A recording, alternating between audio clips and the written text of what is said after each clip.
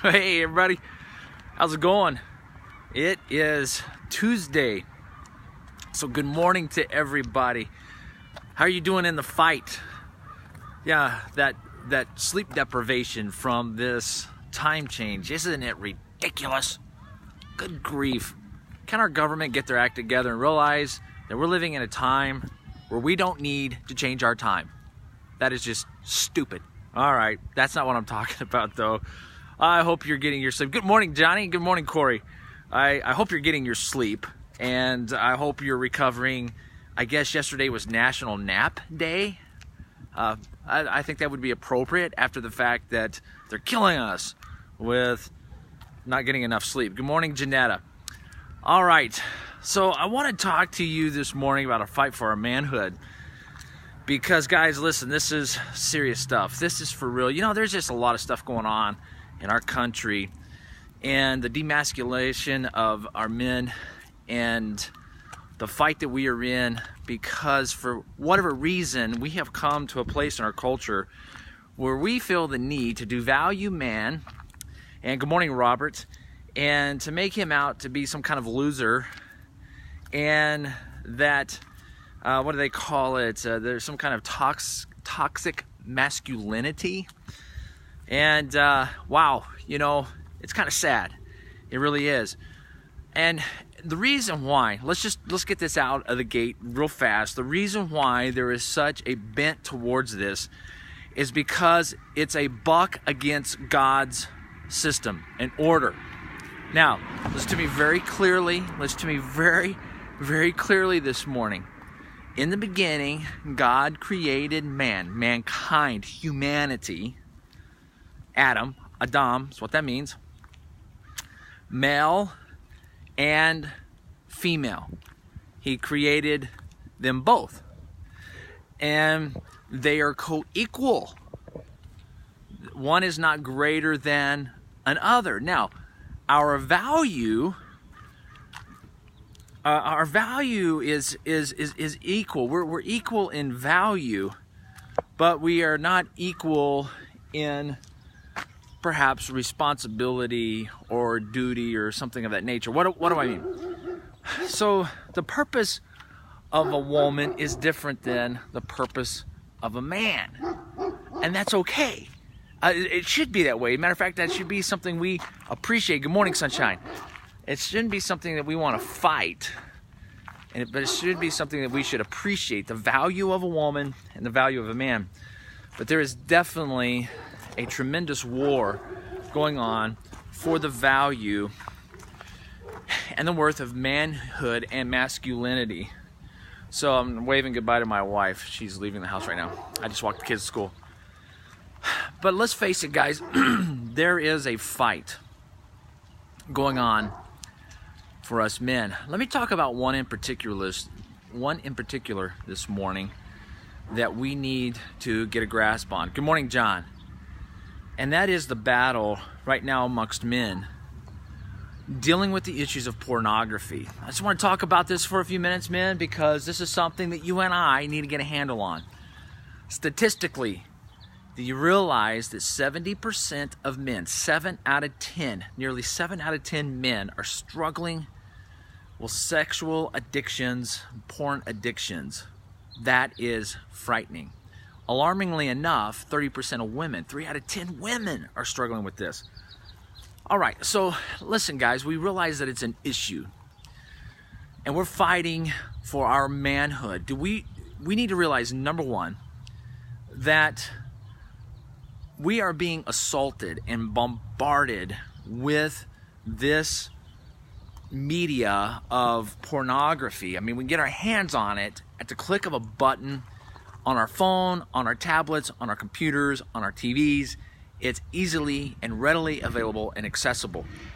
And here's the thing, it's destroying us. It is destroying who we've been created to be and all that we are to become, and what we can do to accomplish and be successful as men. But we devalue our worth when we indulge in this poison. And what I find alarming in just taking a look at this information is that 15% of men, 1 out of 7, view pornography in order to gain information on their sexual life. That's pretty frightening, and then become addicted. In other words, they're trying to find ways to better improve their sex life, their married life, their intimacy, and they're running to porn to try to figure that out. So what do we got to do about this, guys? Well, first of all, we got to own it. We got to own that there is an alarming situation going on here among men. And number two, we need to be vulnerable enough to sit down with like-minded men and say, listen, I'm in a battle and I can't fight this alone. Do you realize when we go to war, in any war, there is no one man that walks out there and fights it himself. It takes an army to win a battle. And the same is true with this incredible battle that's going on right now in our culture in America, that 7 out of 10 fellas are battling this. Let's just face it, it's there.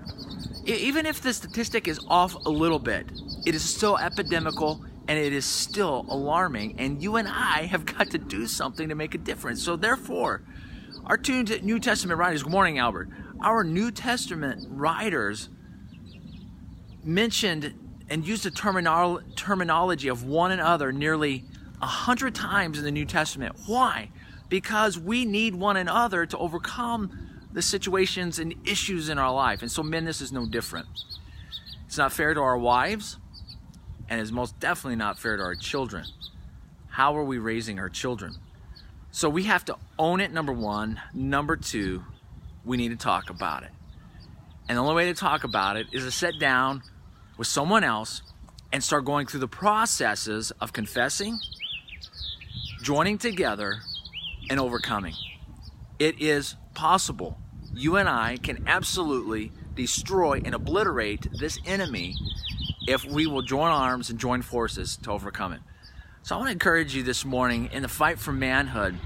Let's don't allow culture and society to dictate to us who we are to be as men. And let's own up to our created abilities. Let's own up to our created purpose.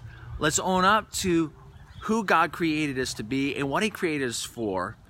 And let's go out and achieve and succeed at those areas. I realize this is not an easy topic, but it is a must talk about topic. And men, we need to work and deal through this issue. Why? Because we're created for greatness. We are created to go out and do incredible things and change the world around us. And if we are indulging and taking time to view such horrific and pornographic and illicit and appalling information, it is destroying ourselves here first, which will then destroy our spirit, which will then destroy everything else around us. How much and how desperate are you to fight for your sanity, for your family, and for those around you? So listen, fellas, let's get out there. Let's go make something happen. I want to encourage you today. I know this is not a fun topic, and this is probably not one of those videos that people are just going to like and share, but it needs to be. I want to encourage you to do that. Would you do me a favor? On the link, I believe it's above the video or below the video, wherever it's at. It's my Go Read link. Click on that and go to my author's page and become my fan. Start following me because my book's coming out in September. But I just posted an article this morning, and then there's going to be a sequel to the article next week dealing with this very subject. And I think you need to take a look at it and see the alarming statistics that are out there among men and what is happening in our culture with this freedom of speech that we have to go out and destroy the lives and the families of people through pornography. Go check out that article. It's called Get Your Bounce Back Part 2 Porn. That's the title of the article. Take a look at it and then check out next week's article as well. Hey, listen, everybody, have a great day. Don't get discouraged. Don't get down because this is one of those heavy things and oh my gosh. No, it's something we need to deal with, right? Everybody have a great day. Take care. God bless. We'll see you again tomorrow.